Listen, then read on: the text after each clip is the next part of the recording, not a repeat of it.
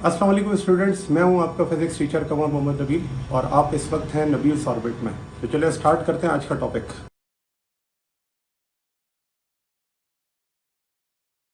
की एक दूसरी बड़ी अहम इक्वेशन जो कि फ्लूइड डायनेमिक्स के अंदर बड़ी इंपॉर्टेंट होती है, आज हमने उसे डिस्कस करना है और वो इक्वेशन का नाम है बर्नौली इक्वेशन। अब बर्नौली इक्वेशन क्या होती है, इस चीज को अगर हम डिस्कस करें तो सबसे पहले तो हम ये बात करते हैं, जिस तरह से हमने इक्वेशन ऑफ कंटिन्यूटी के बारे में पढ़ा था कि इक्वेशन ऑफ कंटिन्यूटी ओबे करती है law of conservation of mass को। बर्नौली इक्वेशन ओबे करती है law of conservation of energy को। ठीक है, तो पहला तो इसके अंदर इंपॉर्टेंट पॉइंट ये है कि it obey law of conservation of energy. Law of conservation of energy, तो ये एनर्जी की कंजर्वेशन पे क्या करती है, डिपेंड करती है। इसका मतलब इसमें जब ये फ्लो होगा फ्लूइड का तो एनर्जी क्या होगी, कंजर्व्ड होगी। ठीक है, तो ये बात इसमें हो गई पहली। अब आते हैं इसकी स्टेटमेंट पर। तो इसकी स्टेटमेंट क्या है? स्टेटमेंट ये है कि जो टोटल एनर्जी है, टोटल एनर्जी, चाहे वो प्रेशर है एनर्जी, पोटेंशियल एनर्जी या काइनेटिक एनर्जी, तीनों एनर्जीज जो हैं per unit volume, per unit volume of an incompressible steady and non viscous fluid. आम लफ्जों में मैं इसे आइडियल भी लिख सकता था, लेकिन तीनों बताने का मकसद यही था ताकि आपको पता रहे कि ये बर्नौली इक्वेशन एप्लीकेबल किस पर होती है, ऐसे फ्लूइड पर जो कि यूनिफॉर्म डेंसिटी का हो, स्टेडी यानी लैमिनार हो, नॉन विस्कस यानी उसमें विस्कोसिटी ना हो, उसका जो आपके पास रिलेशन होता है वो कांस्टेंट होता है थ्रू आउट द फ्लो। यानी कि जब वो फ्लो करेगा तो जो टोटल एनर्जी रहेगी वो क्या रहेगी, कांस्टेंट रहेगी। ये बात हम बर्नौली इक्वेशन में प्रूव करेंगे। दूसरा इसमें जो पॉइंट है वो ये है कि बर्नौली जो इक्वेशन है वो रिलेशन आपको देती है किन के दरमियान में, it gives relation between, relation between speed, pressure, speed, pressure and height, pressure and height for an, for an ideal, for an ideal fluid flow, for an ideal fluid flow. तो इसका मतलब यहां पर आपने ये तीन रिलेशन ऑब्जर्व करने, किस किस का, एक स्पीड का, एक प्रेशर का और एक हाइट का। याद रखें, जब कभी भी हम दो रिलेशन आपस में बना रहे होंगे दो क्वांटिटीज के दरमियान में, तो तीसरी क्वांटिटी उस वक्त कांस्टेंट होगी। ठीक है, एक साथ हम ये सारी चीजों को नहीं ऑब्जर्व करेंगे। हम जैसे अभी वेंचुरी रिलेशन है, टॉरिस-एलिस थ्योरम है, तो वहां पर हमने क्या करना है, किसी एक रिलेशन को हम कांस्टेंट रख के दो रिलेशन जो है वो आपस में क्या कर सकते हैं, ऑब्जर्व कर सकते हैं। तीनों को भी पढ़ा जा सकता है, लेकिन हमें आसानी ये होगी कि हम किसी एक चीज को क्या रखें, कांस्टेंट रखें और दो दो चीजों के दरमियान क्या कर लें, रिलेशन बना लें। अब यहाँ पे इसकी डायग्राम को जरा देख लें। तो बर्नौली इक्वेशन के अंदर अगर आप देखें तो एक नॉन यूनिफॉर्म क्रॉस सेक्शन का पाइप है, जिसमें अगर मैं बात करूं कि जो एक साइड पर इसका एरिया है वो है A1, यहाँ पर जो प्रेशर होगा वो है P1, यहाँ जो इसकी स्पीड होगी वो है V1। यह है अपर पॉइंट, अपर पॉइंट पे ये सारी चीजें। और जो हाइट है इस पाइप की ग्राउंड से वो क्या है, H1। जब ये फ्लूइड मूव कर कर जाता है तो दूसरा जो आपके पास पॉइंट है, इसे मैं रेफर भी कर देता हूँ, ये पॉइंट 1 अपर पॉइंट और ये पॉइंट 2 लोअर पॉइंट। अब लोअर पॉइंट पे जितनी भी चीजें हैं वो किसके साथ लिखी जाएंगी, 2 के साथ। तो मैं यहाँ लिख सकता हूँ कि जो क्रॉस सेक्शनल एरिया है वो है A2, यहाँ पर जो स्पीड है वो है V2, ये स्पीड है V2, यहाँ जो प्रेशर है वो क्या है, P2, प्रेशर यहाँ पर क्या है, P2। ठीक है, और हाइट क्या है, तो हाइट है H2। ठीक हो गया। तो अगर देखा जाए ग्राउंड से ये पाइप कितनी हाइट पर मौजूद है, तो अपर एंड इसका H1, लोअर एंड इसका H2। ठीक है ना, ये चीज इसके अंदर क्या है, गिवन। मैं लिख देता हूं, ये है अपर एंड, और ये है लोअर एंड। अब यहां पर हमने क्या करना है, अगर एनर्जी कंजर्व्ड है तो देखें एनर्जी की कंजर्वेशन में हमने ये चीज प्रूव करनी है कि बर्नौली इक्वेशन स्पीड, प्रेशर और हाइट का क्या देगी, रिलेशन देगी, ठीक है ना। और वो चीज कैसे प्रूव होगी कि जो भी आप वर्क डन करेंगे, ये बात मैंने आपको पहले भी बताई थी कि जो भी आप वर्क डन इसमें ऑब्जर्व करते हैं वो वर्क डन बराबर होता है किसके, change in kinetic energy plus change in potential energy के। क्योंकि क्रॉस सेक्शनल एरिया की वजह से स्पीड चेंज होगी, स्पीड के चेंज होने से काइनेटिक एनर्जी चेंज हो रही है, और हाइट के चेंज होने की वजह से पोटेंशियल एनर्जी चेंज हो रही है। तो जो भी यहाँ पे वर्क डन है बाय द फ्लूइड वो इक्वल होगा change in kinetic energy plus change in potential energy के, ठीक है। और ये बात अभी हम मैथमेटिकली इक्वेशन के अंदर भी क्या करेंगे, प्रूफ करेंगे।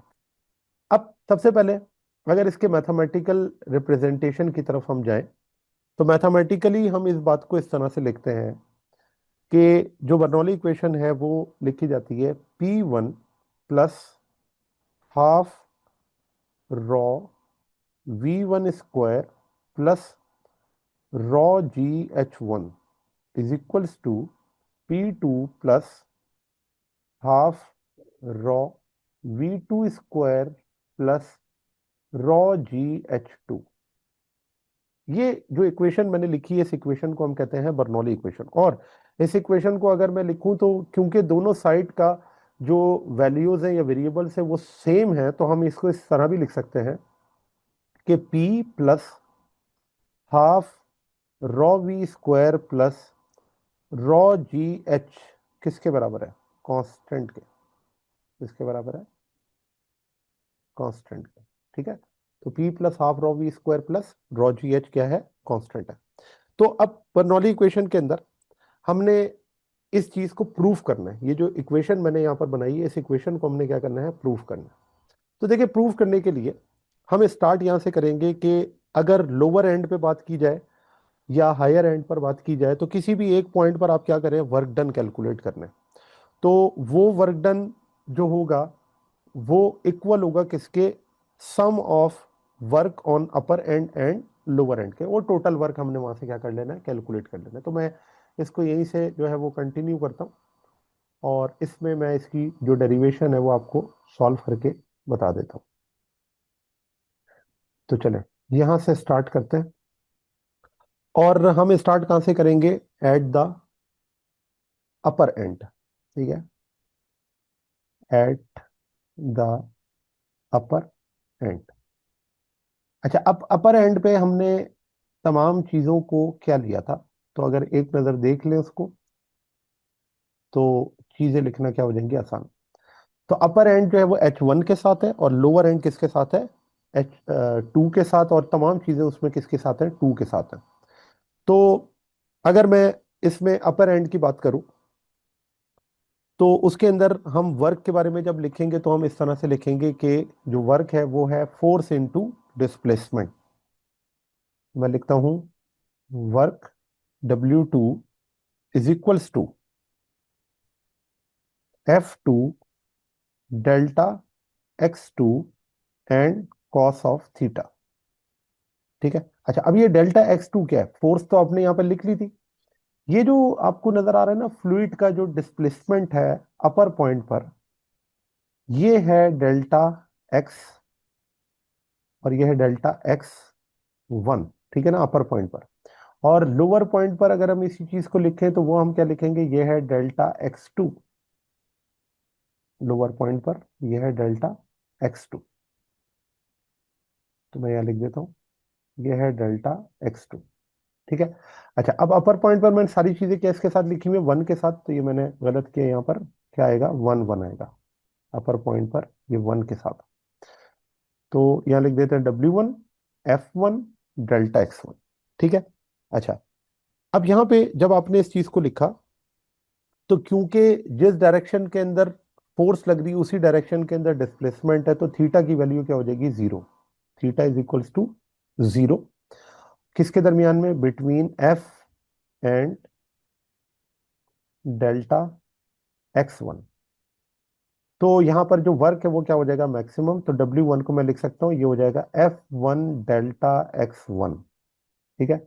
अच्छा, उसके बाद अगर डेल्टा एक्स वन की बात की जाए तो डेल्टा एक्स वन को हम किस तरह से लिख सकते हैं, तो उसे हम लिख सकते हैं वी वन डेल्टा टी। और एफ वन की बात की जाए तो वो किस तरह लिखा जाएगा, तो देखिए मैं इस चीज को यहाँ पर एक्सप्लेन कर देता हूँ इस तरह से कि एट द अपर एंड, उस इसी साइड पर हम लोअर एंड की भी बात कर लेंगे।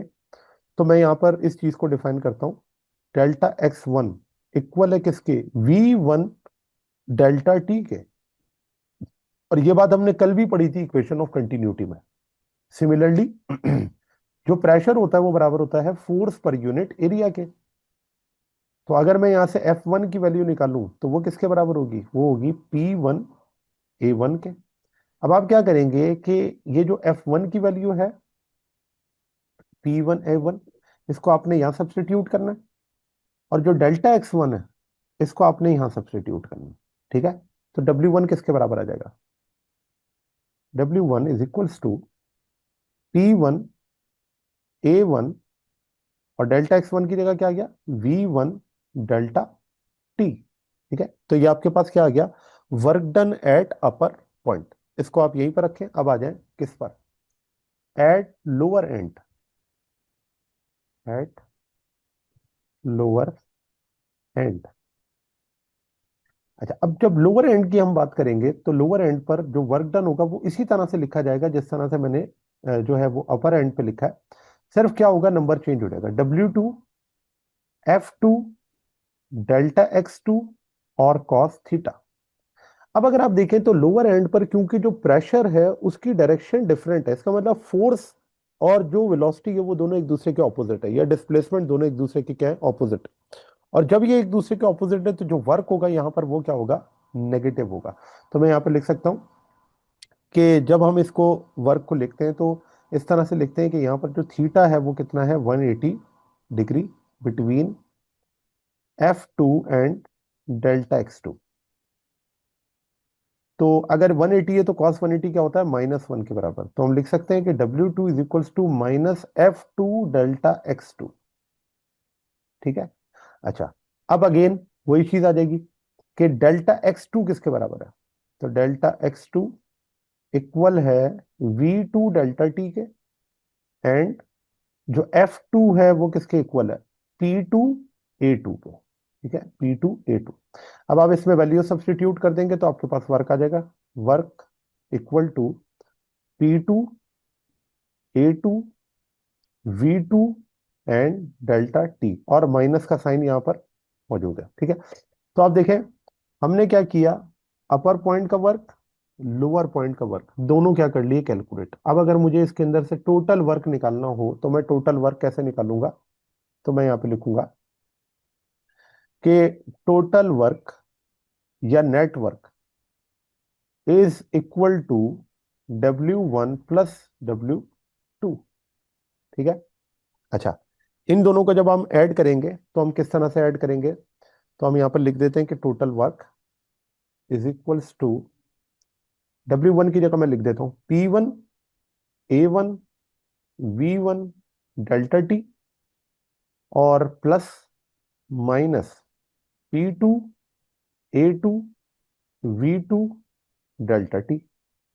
माइनस और प्लस मल्टीप्लाई होके क्या हो जाएगा, माइनस। तो जो वर्क है वो किसके बराबर आ जाएगा, वो आ जाएगा P one A one V one delta T minus P two A two V two delta T. ठीक है, अच्छा, अब जरा देखें कि यहाँ पे अगली बात जो आ जाती है वो ये है कि जब हम इक्वेशन ऑफ कंटिन्यूटी को यहाँ पर यूज करें तो इक्वेशन ऑफ कंटिन्यूटी जो होती है वो आपको कल मैंने आपको बताया था, वो बराबर होती है product of area and velocity. और एरिया और वेलोसिटी का जो प्रोडक्ट है वो क्या आता है, कांस्टेंट आता है। ठीक है ना, तो यहां पर अगर आप देखें क्या ये A one V one delta T और A two V two delta T ये इक्वेशन ऑफ कंटिन्यूटी नहीं लिखी हुई, अगर मैं यहां पर लिखूं according to equation of continuity, according to equation of continuity,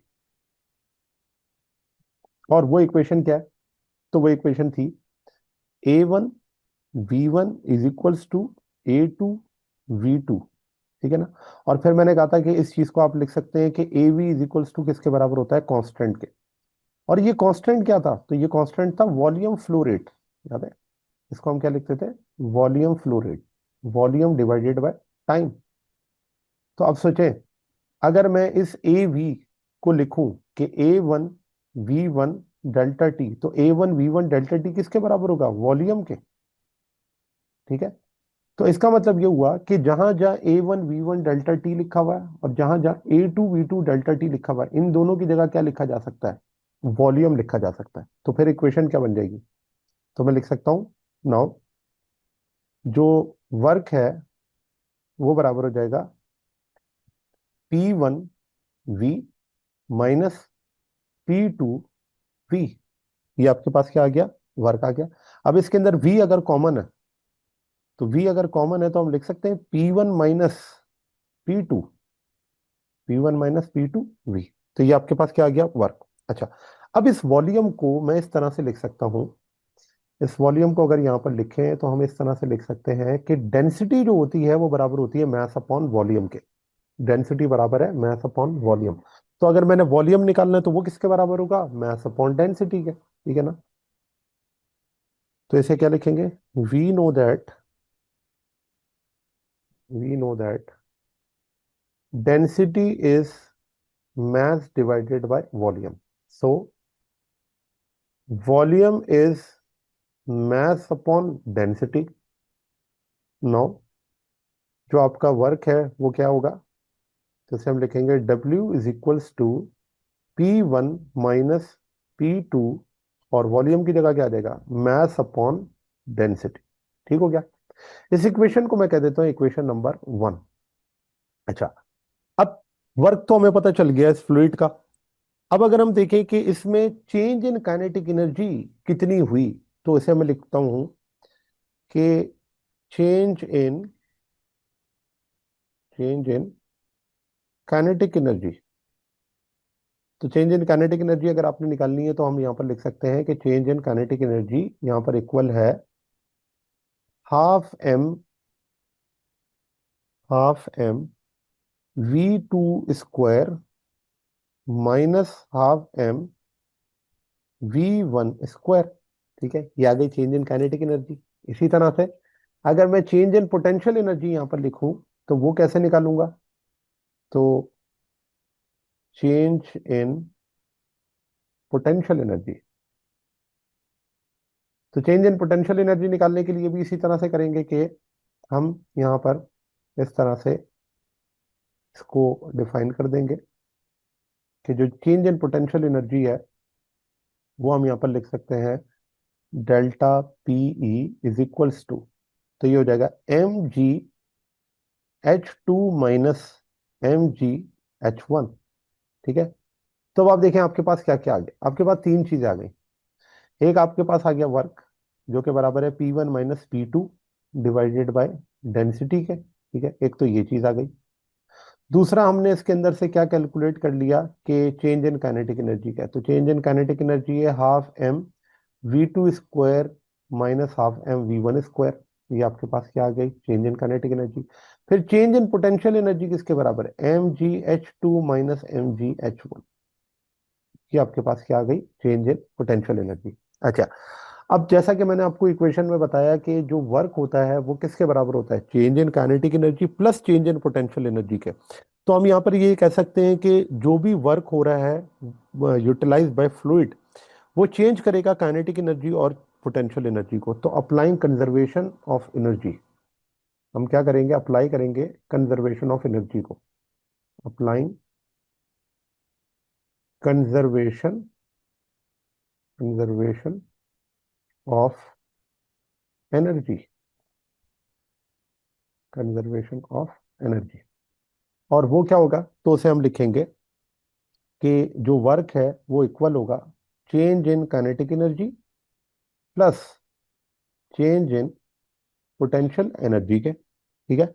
अच्छा, तो मैं इस तरह लिख सकता हूं P1 माइनस P2, और ये क्या आया था, mass upon density equal to change in kinetic energy हमने क्या निकाली, half M v2 square minus half M v1 square plus change in potential energy क्या है, तो mgh2 माइनस mgh1, ये आपके पास क्या आ गई, पोटेंशियल एनर्जी। ठीक है। अच्छा, अब यहां पर अगर आप देखें तो जो मास है वो राइट हैंड साइड पे क्या है, कांस्टेंट है। तो वो मैं एम को क्या कर लूंगा, बाहर निकाल लूंगा। जब एम यहां से बाहर आ जाएगा तो वो एम एम से क्या हो जाएगा, कैंसिल। तो हम यहां पर इस इक्वेशन को इस तरह से लिख सकते हैं, cancelling M on both side, on both side. तो जब आप एम को कैंसिल करेंगे बोथ साइड पर, तो इक्वेशन आपके पास क्या बन जाएगी, तो उसे हम लिख सकते हैं P1 माइनस P2 1/ρ। ठीक है ना, एम तो कैंसिल हो गया, क्या बच गया, half v2 square half v1 square GH2 GH1। अब रॉ देखें यहाँ डिवाइड हो रहा है, तो ये रॉ दूसरी साइड पर सब वैल्यूज से क्या होगा, मल्टीप्लाई। ठीक है ना, हर वैल्यू से मल्टीप्लाई होगा। तो इक्वेशन क्या आ जाएगी, तो इक्वेशन को फिर मैं इस तरह से करता हूं, मल्टीप्लाई करता हूं, तो इक्वेशन बन जाएगी P1 minus P2 equal to, अब रॉ सबके साथ मल्टीप्लाई करना है तो क्या आ जाएगा, rho v2 square half rho v1 square rho GH2 minus rho GH1। ठीक है। अच्छा, अब आप ये करें, जो क्वांटिटीज वन के साथ लिखी हैं उन सबको आप क्या कर लें, एक साइड पर। ठीक है, तो अब ये क्वांटिटीज को मैंने हाईलाइट कर दिया जो कि वन के साथ है, और वो किसके साथ है, माइनस साइन के साथ। तो आप देखें कि जब ये माइनस वाली क्वांटिटीज दूसरी साइड पर आएंगी क्या हो जाएंगी, प्लस। जबकि जो क्वांटिटीज P2 या टू के साथ लिखी हुई हैं उन सबको क्या कर लें, आप एक तरफ लिख लें। तो देखें, प्लस का रॉ GH2 और प्लस का जो आपके पास हाफ रॉ v2 स्क्वायर है वो तो पहले से ही लिखा हुआ है एक साइड पर, तो उसे हम नहीं डिस्टर्ब करते हैं। और बाकी चीजें हम क्या कर लेते हैं, इसको चेंज कर लेते हैं। तो देखें कैसे लिखेंगे, तो हम लिखेंगे P1, तो minus half rho v1 square क्या हो जाएगा, plus half rho v1 square plus rho GH1 is equals to, तो ये मैंने दोनों तरफ कर लिए तो माइनस इधर आके प्लस हो गया, और ये जो बाकी चीजें हैं वो क्या हो जाएंगी, P2 plus half rho v2 square plus rho GH2। तो देखें ये वही चीज बन गई ना जो हमने इस डेरिवेशन के सबसे स्टार्ट में की थी।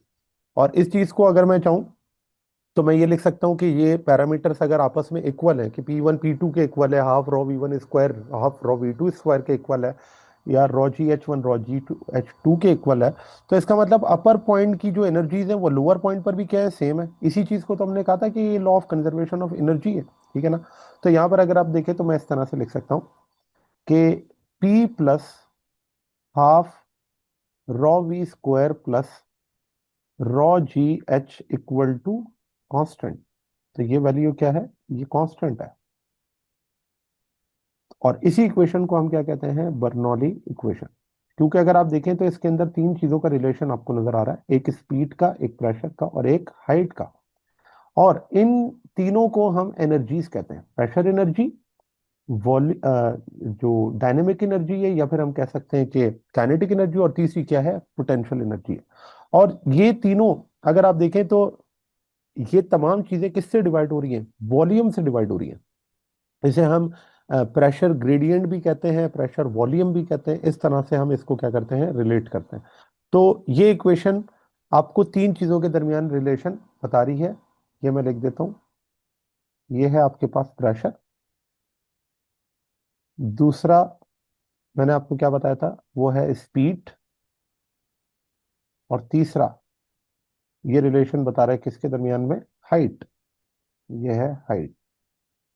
अब हम इन तमाम चीजों को वन बाय वन क्या करेंगे, रिलेट करेंगे और इनके रिलेशंस को with respect to application of Bernoulli equation क्या करेंगे, पढ़ेंगे। ठीक है, तो ये मैंने आपको मैथमेटिकल डेरिवेशन इसकी बता दी कि किस तरह से हम बर्नौली इक्वेशन को प्रूव करते हैं। तो चलें अब आ जाए इसके नेक्स्ट पॉइंट पर, और उसे हम किस तरह से लिखते हैं। तो देखें, मैथमेटिकल रिप्रेजेंटेशन के अंदर मैंने आपको बता दिया कि जो इक्वेशन, अच्छा इस इक्वेशन को एक और भी फॉर्म में लिखा जा सकता है, और वो जो मैंने ऊपर लिखा था कि ये प्रेशर एनर्जी, काइनेटिक एनर्जी और पोटेंशियल एनर्जी का सम है, वो किस तरह से, तो देखो अगर मैं डेंसिटी की बात करूं कि डेंसिटी किसके बराबर होती है, तो डेंसिटी बराबर होती है मास अपॉन वॉल्यूम के। ठीक है, तो मुझे बताइए जहां जहां डेंसिटी लिखा हुआ है वहां अगर मास अपॉन वॉल्यूम पुट कर दूं, तो क्या हम इस इक्वेशन को इसी तरह नहीं लिख सकते कि ये पी एज इट इज है, हाफ रॉ की जगह क्या आ गया, M V square upon volume. ठीक है, प्लस रॉ जी एच की जगह क्या आ गया, M G H divided by volume is equals to constant. अब अगर मैं इस v को क्या ले लूं, एलसीएम, तो एलसीएम लेने से p और v क्या हो जाएंगे, मल्टीप्लाई, और ये प्लस का साइन है यहां पर, और अगर आप देखें तो ये आपके पास क्या बन जाएगा, half M V square plus M G H is equals to, ये हो जाएगा कांस्टेंट, यानी कि मैंने वॉल्यूम को क्या किया, दूसरी साइड पे ले गया, और वो क्या है, कांस्टेंट है। अब जरा देखें कि ये क्या चीज है। ये जो आपको P और V नजर आ रहा है, इसे हम कहते हैं प्रेशर एनर्जी, प्रेशर एनर्जी। अच्छा, ये जो आपको नजर आ रहा है हाफ एम वी स्क्वायर, ये क्या है, काइनेटिक एनर्जी, और ये जो एम जी एच नजर आ रहा है ये क्या है, पोटेंशियल एनर्जी। तो देखें ये वही बात हो गई ना कि प्रेशर एनर्जी, काइनेटिक एनर्जी और पोटेंशियल एनर्जी तीनों का सम किसके इक्वल है, ये है कांस्टेंट। जब वो फ्लूइड फ्लो करेगा तो ये तमाम चीजें क्या रहेंगी, कांस्टेंट रहेंगी। यही चीज हमने इसकी स्टेटमेंट के अंदर सबसे पहले क्या की थी, पढ़ी थी। ठीक है ना, तो मैं इस रिलेशन को, या फाइनली मैं यहां पर इस तरह लिख सकता हूं कि P V plus half M V square plus M G H is equals to constant, equal to constant. ठीक है, अच्छा अब आ जाए किस पर, एप्लीकेशन ऑफ बर्नौली इक्वेशन पर। तो ये तो बात हो गई कि हम बर्नौली इक्वेशन को यूज कहाँ कहाँ कर, सॉरी कैसे यूज करते हैं, ये चीज अब हम पढ़ेंगे। हमने बर्नौली इक्वेशन के अंदर रिलेशन क्या क्या होते हैं वो चीज हमने ड्राइव कर ली। तो देखिए, एप्लीकेशन ऑफ बर्नौली इक्वेशन में वैसे बहुत सारी एप्लीकेशन है, आपकी करिकुलम के अंदर जो इंक्लूडेड है वो मैं यहाँ पे लिख देता हूँ। सबसे पहली जो बर्नौली इक्वेशन है वो है टॉरी सेलिस थ्योरम, इसे हम लिखते हैं, ये कहलाती है टॉरी सेलिस थ्योरम। टॉरी सेलिस थ्योरम जो होता है वो आपको क्या बताता है, वो आपको बताता है determination of E flux, Torricelli's theorem. दूसरी जो आपके पास इसकी एप्लीकेशन है वो है रिलेशन